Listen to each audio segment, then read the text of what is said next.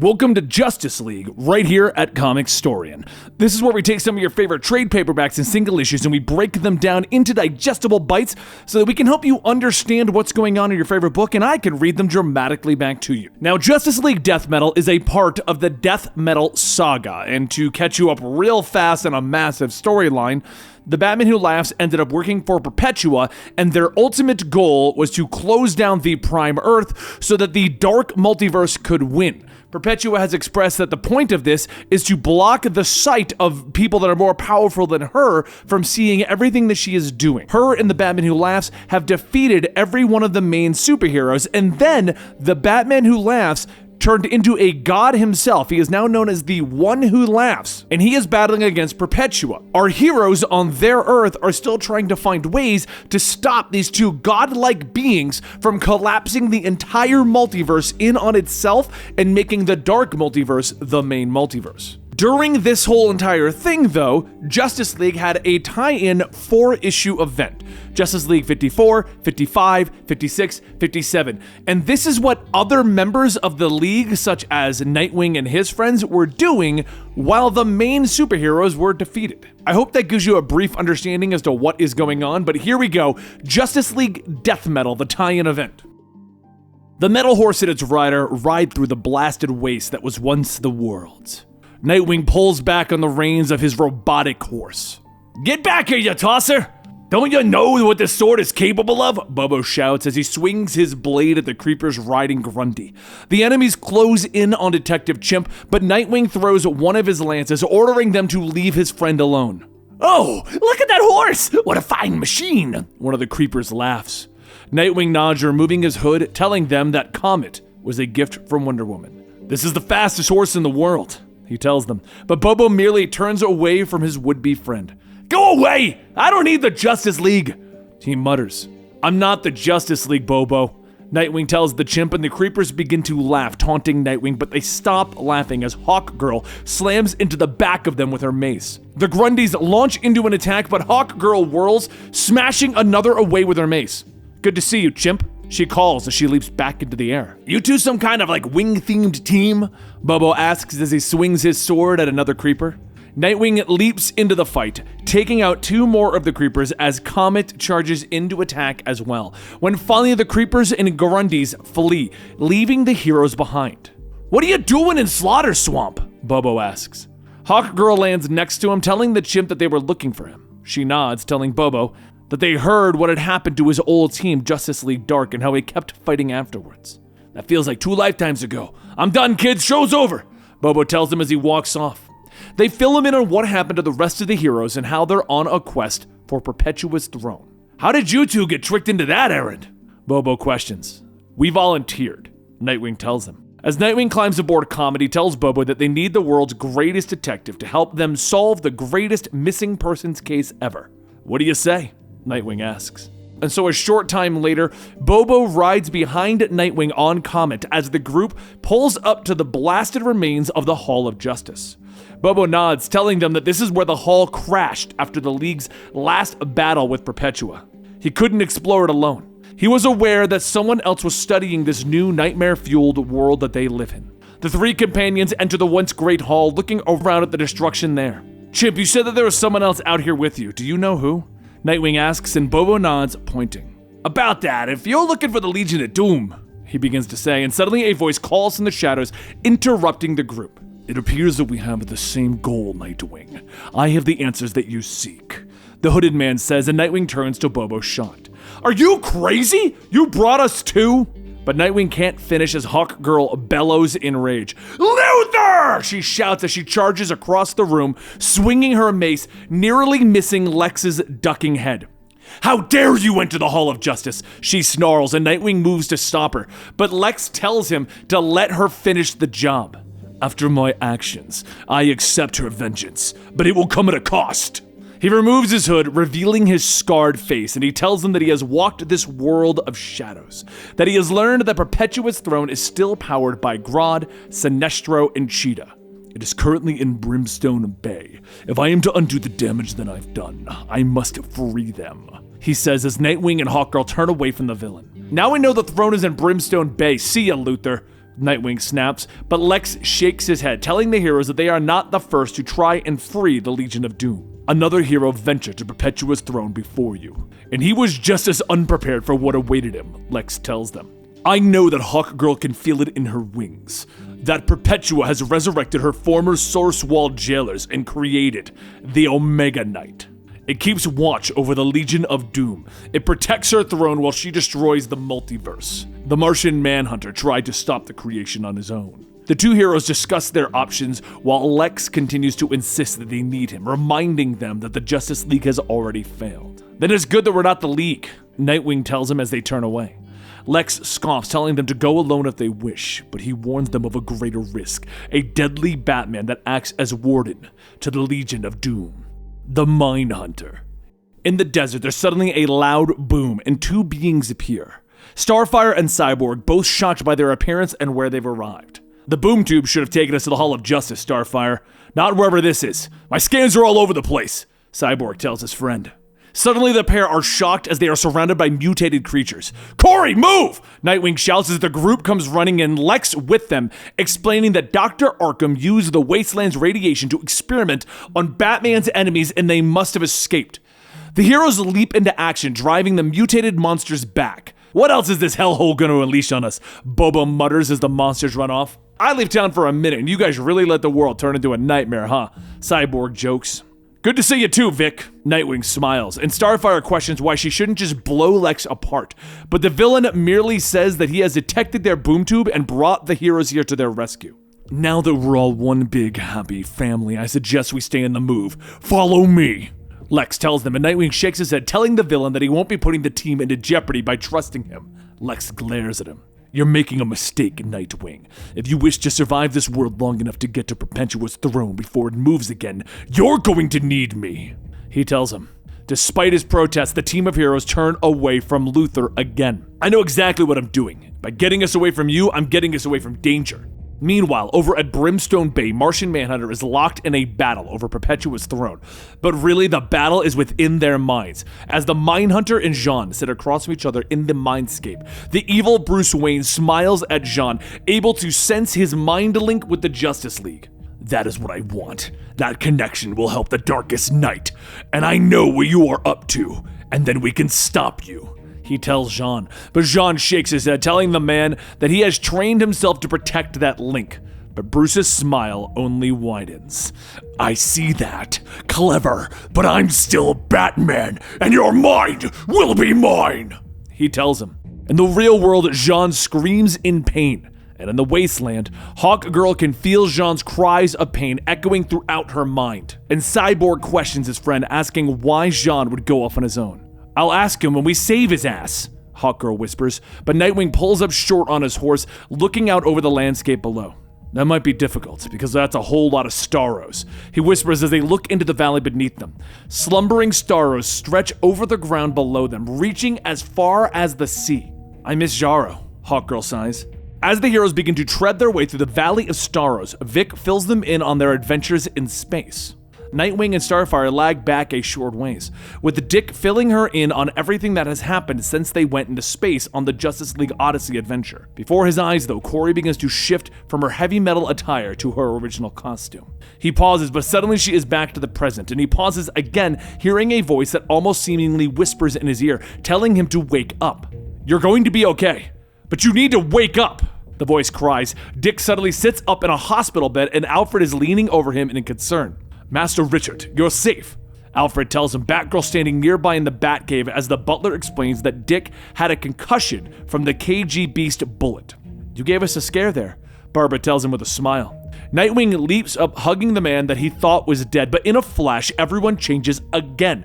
Their costumes and appearances morphing, and Dick is shocked as he tells them about his dream.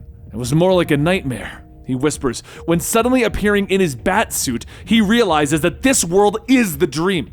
What are you talking about, Master Richard? Alfred asks. Batman will be back soon. You could talk to him then, Barbara tells him, now sitting in her wheelchair. They morph again, now wearing their younger costumes. Dick standing before Batman dressed as Robin. You've been through enough. It's time you went back, Batman tells him. Hawkgirl stands before Jean as the Martian asks her to come with him. Cyborg stands before his father, who is alive and well, and Corey is standing with her sister. Bobo with Nightmaster, and Robin with Batman. "This isn't real," Dick whispers. "Wake up, you fool," Lex screams as he knocks Nightwing out of the gaping jaws of a Starro. "I said that you would need me," Lex shouts as he pulls the hero away. They dash through the valley as the Starros rumble and move, with Lex explaining that they sleep until someone is dumb enough to offer themselves as lunch. In their own dream worlds, the other heroes begin to snap out of their stupors, fighting against their illusions. But it's not quick enough. Nightwing and Lex stop, looking up as the heroes turn to them, still under control. "Starro might be a giant starfish, but he's a conqueror, and he knows the best way to defend himself is by controlling your team to kill us!" Meanwhile, Jean screams as the Manhunter continues to assault his mind, searching for his link to the Justice League so that he can learn their plans. Over in the Valley of Starros, the heroes continue to battle against the illusions in their minds. But in the real world, the heroes have turned on Lex and Nightwing. They leap and dodge out of the way of Starfire's energy blast, but Lex explains that he built up a tolerance against Starro's mind control. Nightwing questions how the heroes are controlled without any Starros attached to them. "It's in the air! We're breathing it in!"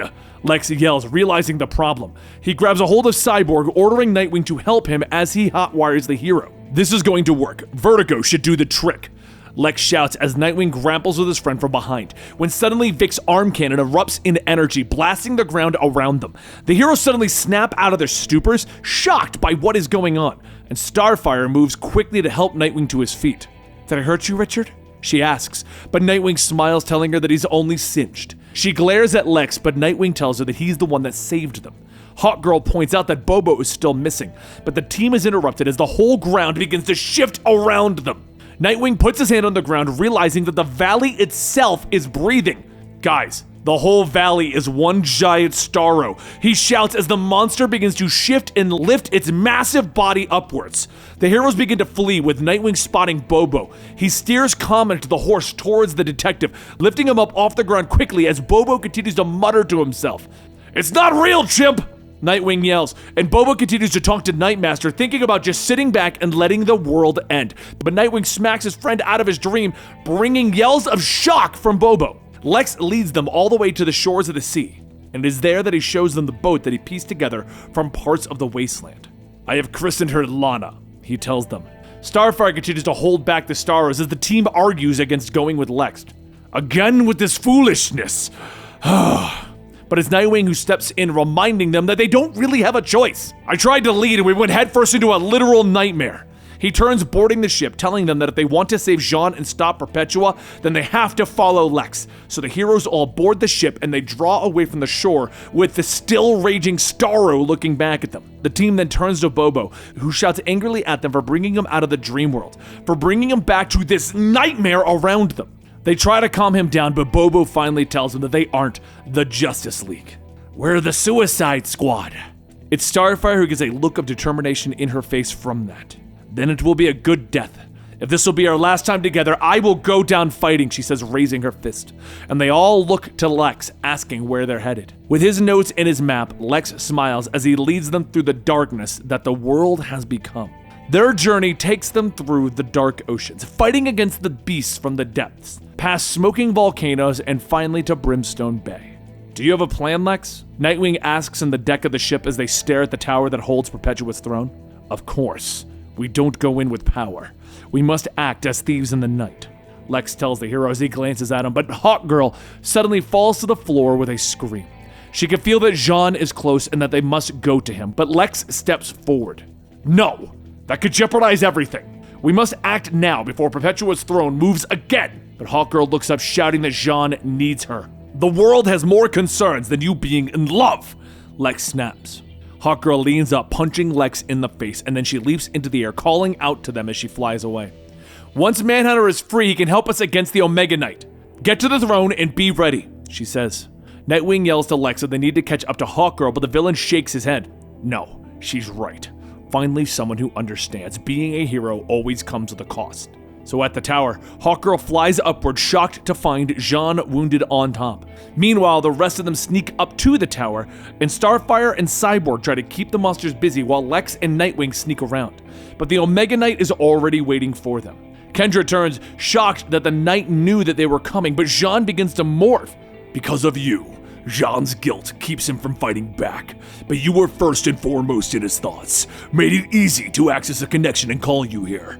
The Mindhunter gloats as he stands up. So that you can watch your friends die, Hawk Girl! He cries as the Omega Knight opens fire on the heroes below. Meanwhile, Bobo watches the destruction from the deck of Lena.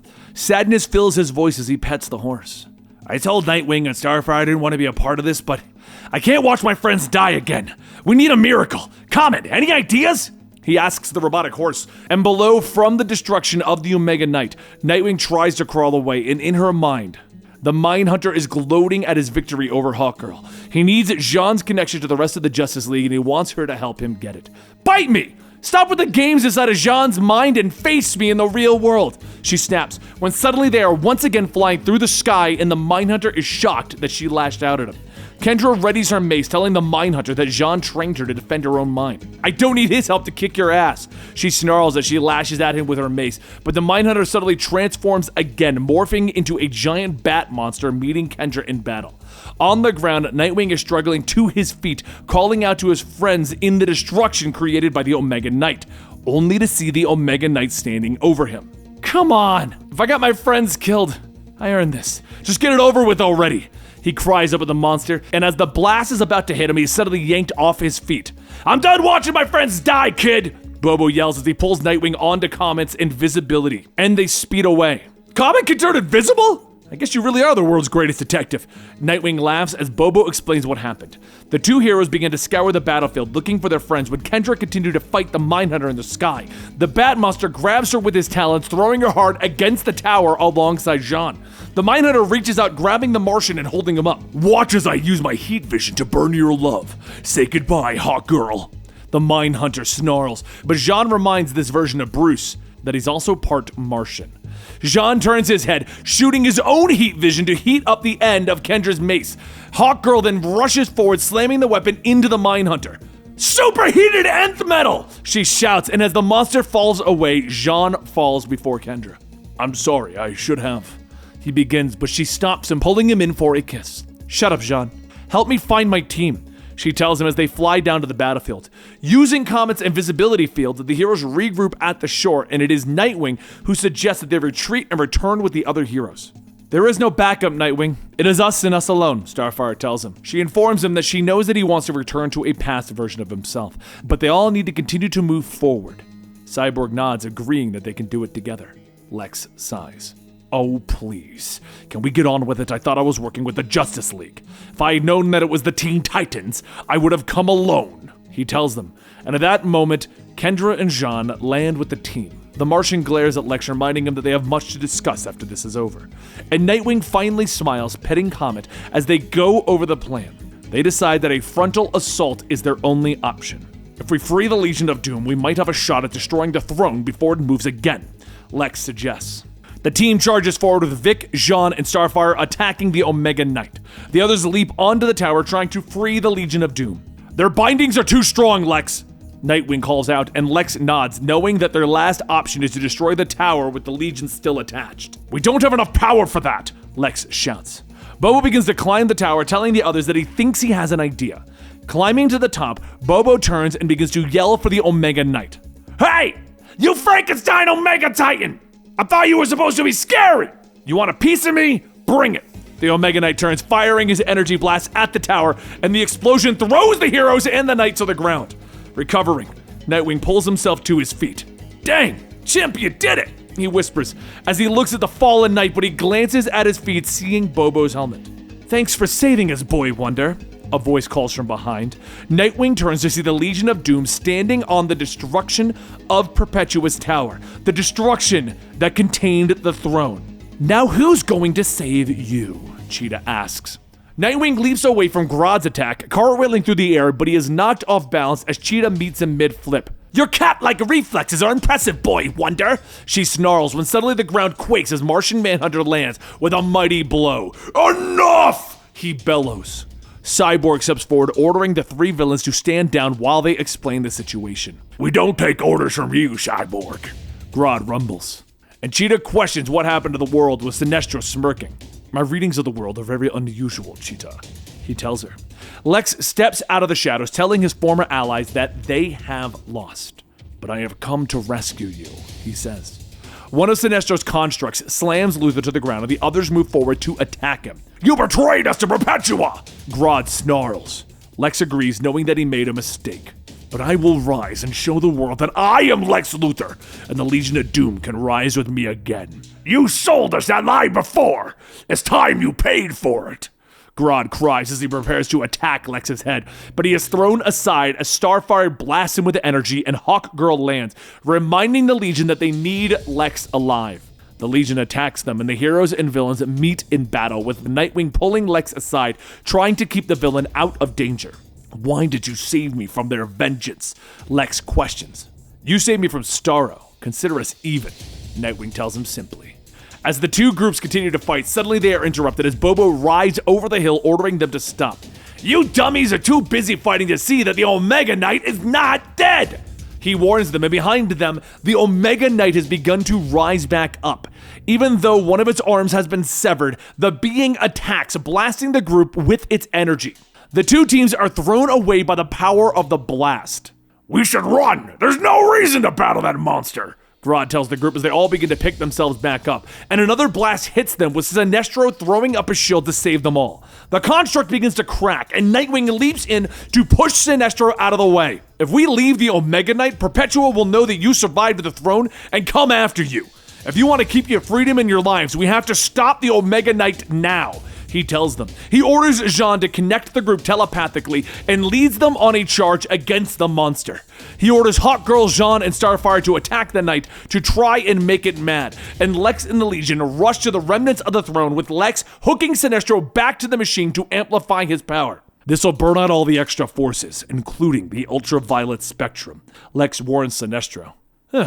I prefer the color of fear anyway, Sinestro sniffs, blasting the Omega Knight in the chest, burning a massive hole into the monster. The great creature falls, creating a massive quake as it slams into the earth. And with it finally done, Bobo turns to look at the villains that have gathered. Hey team, what now? Isn't it obvious? We get back to what we were doing before the giant attacked. Yeah, we kill Lex. Grodd rumbles in agreement with Cheetah. Lex stands before them, knowing that he broke their trust. I can earn it again only if you join me, he tells them, letting them know that they can reach their goals without the help of the League. But Jean steps forward, reminding Lex of a conversation they had a long time ago, when the Martian first asked Lex to join the League, and he refused. There is an Earth saying that we also had on Mars. If only I knew then what I know now. But you do know now, so I tell you this again. The League could use your help, Lex. What path do you choose? Suddenly there's a massive boom and the Legion of Doom are gone, teleported away via boom tube. Please tell me that Lex couldn't have used a boom tube that whole time? Cyborg mutters, and the group agrees that it doesn't matter, and Jean informs them that he has a link with the Green Lanterns, and they are all going to meet on themyscira. How are we going to get there? Bobo asks. We'll find a way, Nightwing tells his friend, and the group begins their journey with a few brief steps. How can you be so sure? Starfire asks. Because we're the Justice League, Nightwing answers with a smile. Elsewhere, the Justice League is facing the massive visage of the Castle Bat. As all hope seems lost, a blast of energy hits the monster, and the group looks up to see the Hall of Doom floating above them, with Lex standing ready to join the fight. And that concludes the Justice League Death Metal tie-in, which, as you can tell, is kind of important, because if you aren't following the main storylines, Lex does rejoin. This is how we got there. So very soon, within this week, we're going to be bringing you more chapters of Death Metal. We are, I think, the only channel covering like all the different tie-ins. I might be wrong. There's a lot of comic book channels out there. But we are covering a lot of these tie-ins, and if you want to know more of them, including the origins of Superboy Prime, including the last stories of the Dark Multiverse, that kind of stuff, just hit that button with a subscribe, hit that like button, as they are all coming out one at a time, very slowly. Well, quickly. In general, they're coming out. I hope you guys enjoyed this particular video. I always like the Justice League. Last time they had a similar tie-in, but it's almost like its own solo adventure. It feels very Dungeons & Dragons, which I'm a huge fan of, and you can find us playing over at Comicstorian Gaming. I'm not going to plug that too much right now, though. Don't forget to hit us up on Patreon, patreon.com/Comicstorian, and I'll see you guys next time right here at the Comicstorian channel.